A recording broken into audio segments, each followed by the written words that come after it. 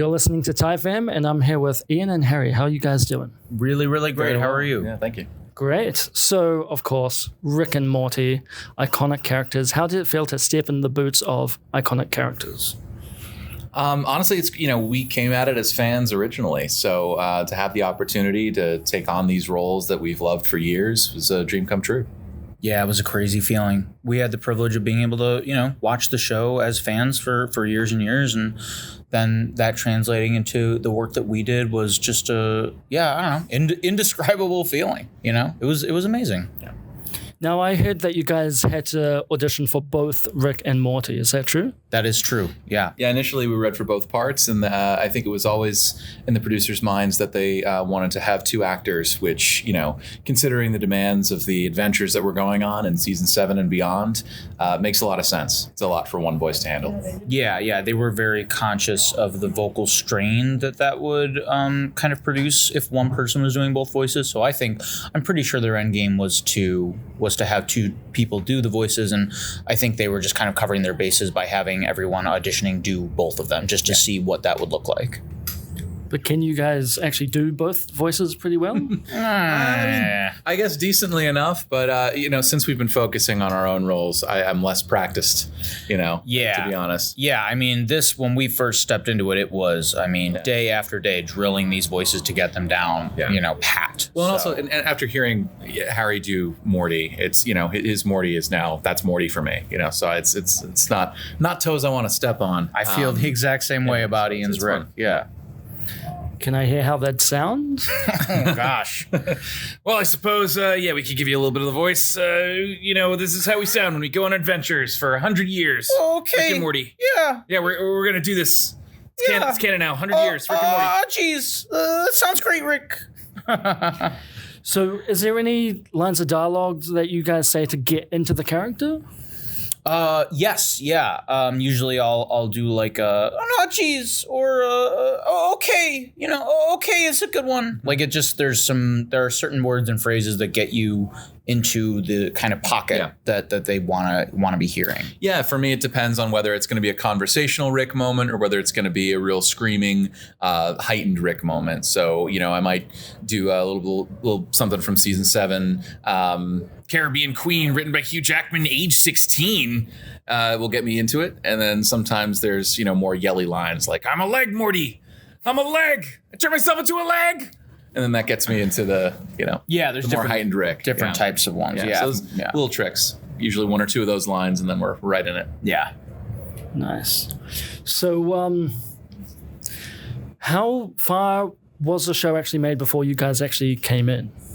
Like season 7, you mean? Yeah, because I heard they had started making it for a bit before you guys stepped in, right? Yeah, they were pretty far along in the process. When I did my final callback, it was a test episode, and it was a full color episode, which normally doesn't happen until once they've already recorded the voices. So we were coming in late to the season. So we were rapidly trying to get our recording done and trying to match it to the color animation. Yeah.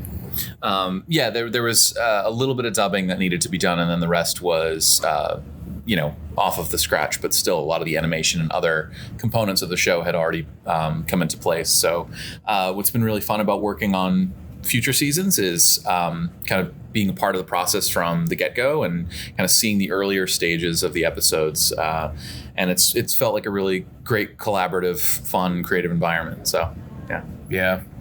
So do you guys record together or separately? I wish. Yeah, it'd be fun.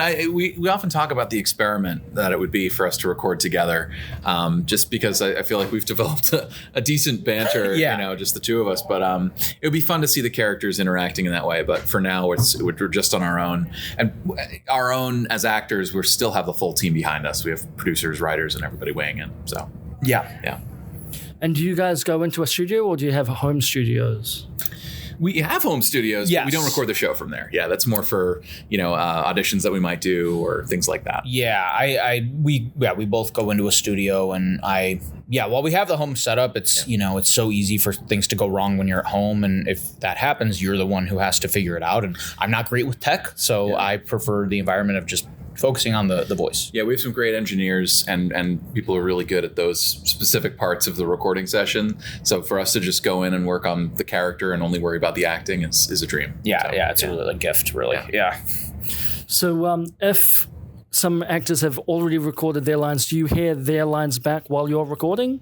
Sometimes, yeah. I mean, it depends on where we are in the process. Sometimes an episode will already have some of the other roles recorded. Sometimes they won't. And then usually we'll come in and one of us will have done an episode.